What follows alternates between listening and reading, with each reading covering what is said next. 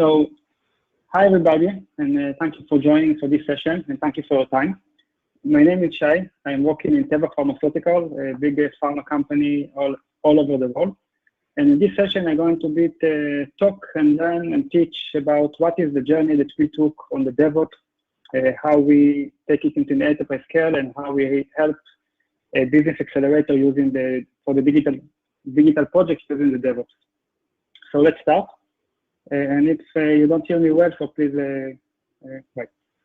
So what we are going to discuss today in this short session is about one is the first onboarding DevOps into our digital landscape, why we did it, when we did it, how we did it, what we got for this, how we're using today DevOps in Teva as a business accelerator to the work that we are doing, and what is the added value out of this, and to share some of our insight and knowledge about what is the silver bullet of adopting DevOps into large enterprise scale, what we learn and how we are doing this to get into the large scale and not and when we need to have a lot of silos, a lot of IT departments, and a lot of areas that we need to look.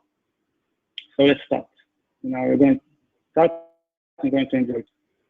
So our starting point some time ago was we had, this is specific for a specific digital project that we had, the normal waterfall way. We had business bringing the requirement, the development team creating the product, creating the development, moving to testing. Once testing is okay, and then it will go to production, and operation will install it in production. And this is the traditional waterfall. And for the scale that we had in start, it worked and it worked well. And when we started, we had only 7 projects running in parallel, and the team was able to do it, and it was in scale and everything was great. And this is what the old traditional way. But then digital starts to get accelerated. It was around, I think, 2 years ago, or maybe less. And in time of 4 months, the demand will increase from 7 ongoing parallel projects or 7 new projects each time to 21 projects. And we have the same teams, the same amount of project managers, the same amount of sysadmins. And this is great for us a challenge. What we did in order to tackle this and understand, we create some kind of calculator. We call it readiness for DevOps.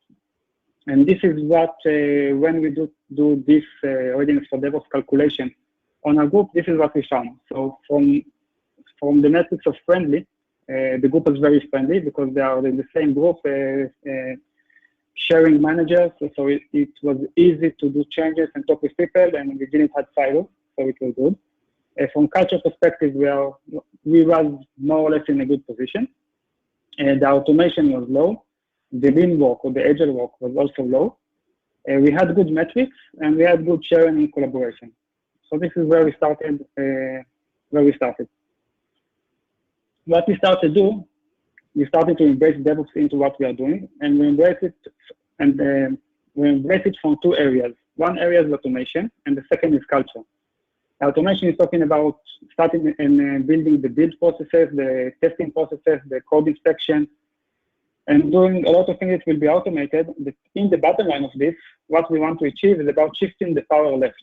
So when I come on the head of the sysadmin manager, of the operation manager, I will come to the project manager, I will tell him, you build it, so you will deploy it. You will have the full power to go to production, to do rollback, to do installation. You don't need to find the operation guy to help you. You can do it by yourself. And from the culture perspective, go into more DevOps kind of work, like Agile approach, Scrum, running sprints, using backlog, using planning, and all the methodology of working on DevOps. So in order to embrace DevOps, there are two pillars for this. One is automation, and second is culture. As you can see over the time, for the same department and for the same amount of people, the T is the marking for months. The amount of projects has raised significantly from 7 parallel projects over something that is very, very, very high. And all this time, we have the same amount of operation, a bit more project managers because we have a lot of small projects, much more of developers because we are doing much more, and the same platforms. So how we use it into running a business accelerator. So when talking about,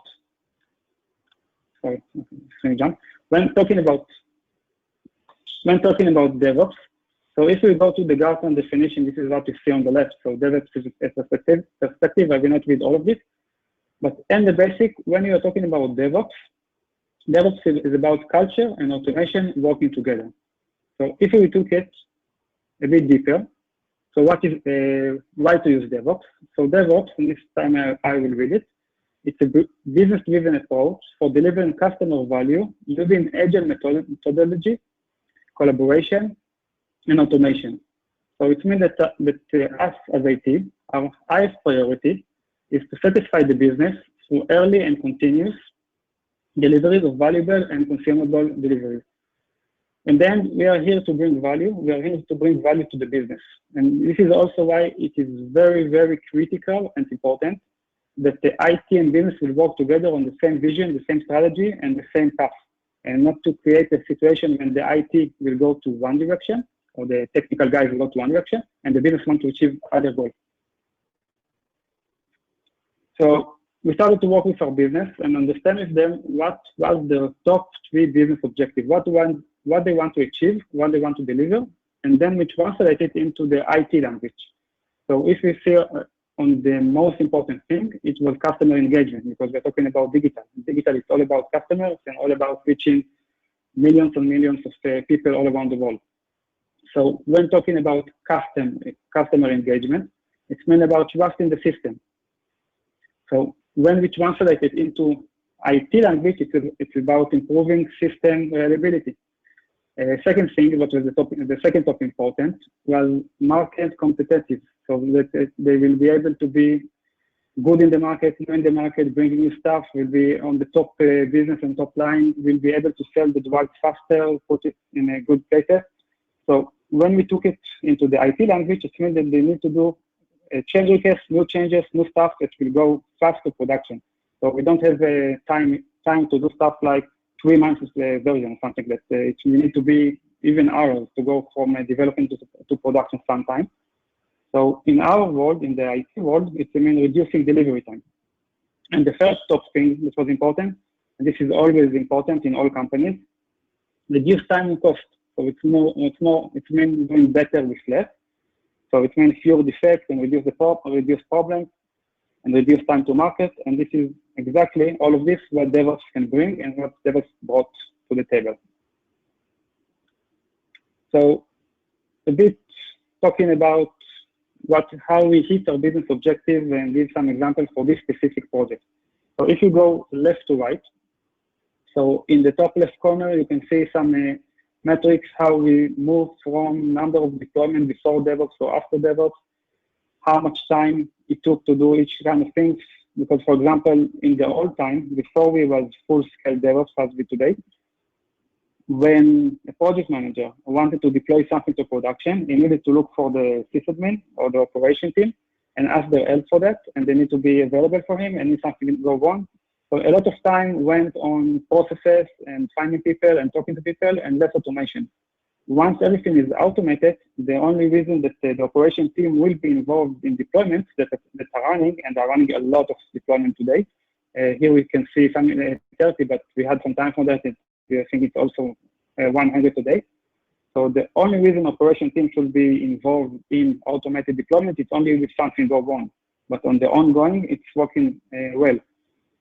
And you can see on the WhatsApp snap that I put here, we had some go live for very important strategic e-commerce from the UK in Teva. And in the technical go live, where all the business is online and the IT is online and everything is important, they found some bugs. So the business said, okay, please fix it ASAP. And the project manager said, okay, we fixed the bug. We are ready. So the business said, how long it will take to deploy it to production? So the IT come and say, it will take something like 10 minutes, not more than that. So just understand that taking code change from development to production in an enterprise scale in 10 minutes, I think this is one of the biggest added value of DevOps. And all of this without the need of the operation help. So let's go deeper. Let's go, what are we doing? Because what I'm presenting now, it was the first showcase that we had in Teva, that we went to the digital group and we took some kind of area of digital project, and we embraced DevOps into this group and make this group running from 100 to 1,000 in capacity. The biggest challenge that we had, that now we need to bring this DevOps and this mindset into the rest of the IT organization. And when talking about enterprise IT organization, there is tons of different IT departments, a lot of legacy, a lot of different kind of work, a lot of different vendors. It's not, this is how enterprise work. It's not one company that develops a product. Pharmaceutical company develops pharma. They're not developing technology. And there is so many different groups. So what we think as the DevOps team in Teva, that regular enterprise project team, when we're putting the DevOps calculation on them, so let's say the friendly, they might be very friendly or not friendly. It depends what is the connection between the people, but at the end it's all people. So if it's team that is good relationship with our team, so it will be easier. If it's team that is far away, it will be harder. So let's say the friendly is in the middle. Usually in the traditional IT culture, IT teams, all the other metrics are low. So culture is low because there are silos. Automation usually it's low. There is the sysadmin of those teams that are doing some stuff, but still it's low. They are not clean. Usually they don't have high visibility metrics only for specific things. And the sharing is also slow because usually big IT is working in silos. When coming and embracing DevOps into the enterprise, usually there are two main ways to do it. One is top down, so the CIO or the CFO or someone from the executive management will come and say to this for a specific group or for all the IT, saying by the end of next year, I expect from all of you have at least one DevOps project that's running in your organization and doing and running. So this is top down, and I think this is the easiest way. The second thing is bottom up. It means when the CIO said, okay, I have a lot of challenges in my head, and I know that we need DevOps in the organization. I know it's important. It's not on my top priority currently because I have other priorities in hand. So please try and make it, and it's bottom up. And in our case, this is how we did it. We need to come and create the DevOps group that will work with the entire IT organization, and it's still a journey. It's not something that is behind us. We are working on that, but this is the way that we are doing this and working with a lot of different IT departments in Teva, going bottom up. And I will explain more about this. So we had a lot of thinking, and what we created as a vision and a strategy and then implemented this is about building DevOps as a platform. What it means that we are providing the stable platform and tools so independent teams can use those platforms and work with them. So it means that we are not coming saying to other IT teams that we are your DevOps team, you must work with us. No, we are not saying this. We are coming and saying all the world is working on services. So we're coming and saying we are building you the DevOps services. We can bring your IT guy, your sysadmin guy that will come, work with us, with our theory of DevOps. We learn how to use these tools, how to master them, get all the permission in to do it, and then start work. If you want, because we are a very big group, we can do also other stuff. We can create your DevOps project and take you end to end and work with your group and make you create end-to-end DevOps project. This is also a possibility, but the baseline saying that we are providing this as a service. And I think this is the very important thing to make it working in an enterprise or a very large organization.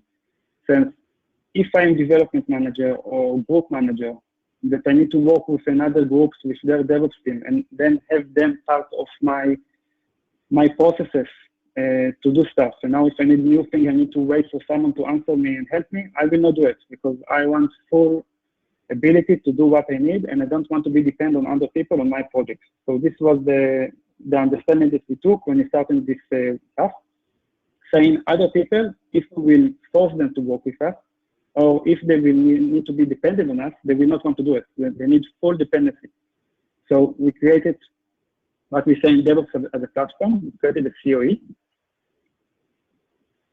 And the way that we are also tackling the other IT unit in the organization, so when working bottom up, we are saying we are not going top down. So we're not going to some kind of group and to the project manager of the group or for the delivery lead of this group and saying, okay, come and work with us and start and implement it, all the DevOps processes and all the DevOps methodology, not going for the full blown.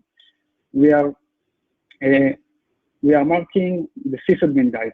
We are saying, let's go to the sysadmin guy and let's teach him how to do automation, teach him how to use the DevOps Scale, how to use the Azure DevOps, the Jenkins, Jira when it's relevant, how to do, and other tools that we are using, how to do it. The sysadmin will want to do it because it's DevOps. It's interesting. It's the new buzzword. Everybody wants to have the DevOps buzzword on their LinkedIn. Everybody wants to have this kind of skills. So the sysadmin will like to do it. And the sysadmin will come and learn it, and we start to implement it. The bottom of the DevOps started to implement automation. And then when we do a version, instead of doing it in 6 hours, it will take him 10 minutes to do it. So we will have more time to do other stuff, like making the system better and better performance and better things. That this is what operation need to do, not copy files and do versions all the day. And then it will go bottom up because the project manager will understand that now things are going faster. So we start and implement the tools more and more. We did it already, I think, with 10 or 12 different units, and it worked great by adopting this. So one of the important things when onboarding a DevOps into what you are doing, so the idea is not to do full blown, not go to the big project, not saying I'm going to DevOps everything. You must do it in small parts, measure, see that it's working okay, and then do it again. So the first thing is when you are working with a group, your group, other group, identify the business specification. Don't just do something because it's nice and fun and neat, because if it will not give you business value, you're wasting your time. At the end, we are here as IT to serve the business, to bring money to the company. This is our goal and this is what we are doing, and we need to do it good. So what is the business justification for what we're going to do? The second thing is, what is the right DevOps solution? Do I need basic code repository? Do I need some automation of Python first? Do I need to go to full Agile? Do I need to use all the processes of the DevOps methodology by using a Confluence and Jira? So what I want to do. After all of this, we are selecting the first mover, what we are going to try and do.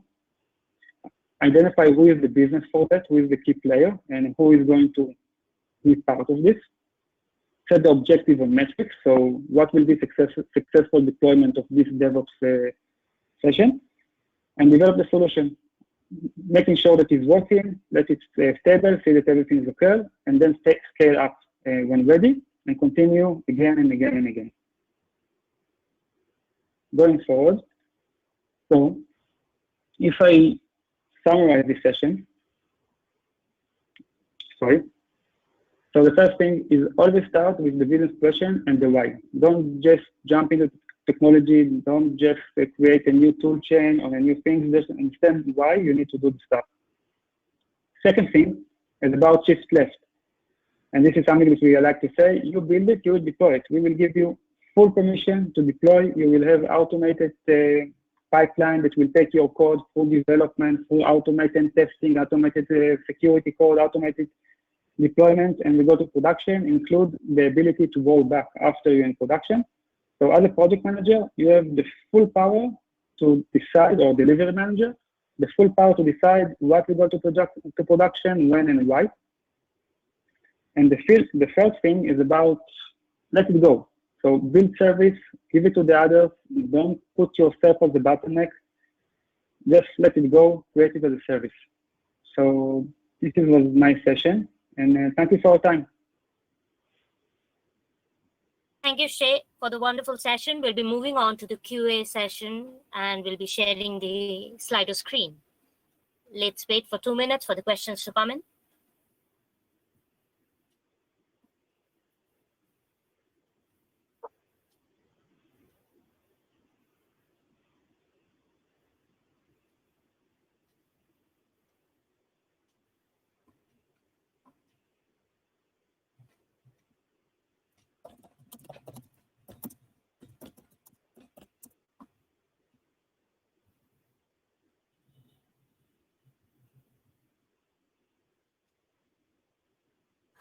Okay, so we'll start with the first question at hand. Do you foresee the COVID-19 pandemic speeding up or slowing down DevOps adaptation/transformation projects? Okay, a good question. Also very good question. I can tell you that for what we know, or what we are doing, it's really speeding up what we are doing because it's causing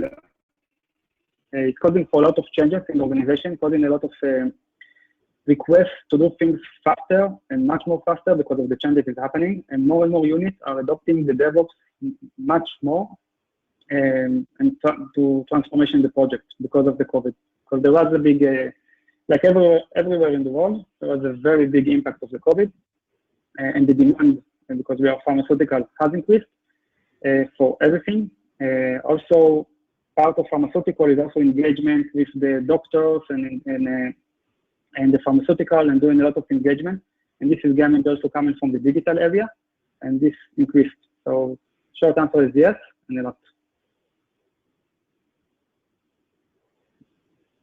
Okay. Okay, you mentioned about readiness of ops and then dev. What about testing? Okay, good question. I didn't talk about it. I see testing as part of the development lifecycle that has been done and a part of the project lifecycle that's done. We are using two kinds of testing. There is the manual testing that is always part of the project that needs to be done. And also part of the DevOps pipeline, we have automated testing that is being implemented. So there is the basic automated testing, like UI testing, pages are working fine, all script, no script error and stuff like that. And this is the basic automated testing. And we are using also custom automated testing that are tailored to each project. So the project manager or his QA or his tester is coming and configure specific automated testing. For example, I'm a client, I'm doing login, I'm trying to purchase or something, or some other kind of scenario. And this is run automated on each deployment.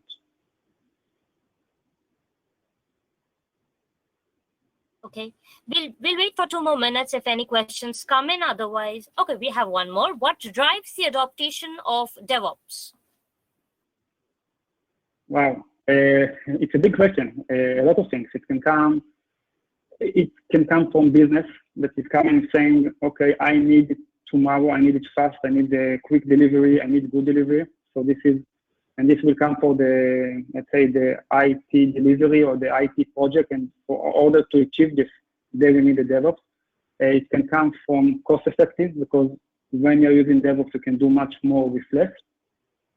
And it can come also from IT in order to come and do what we are coming and making what we are doing better.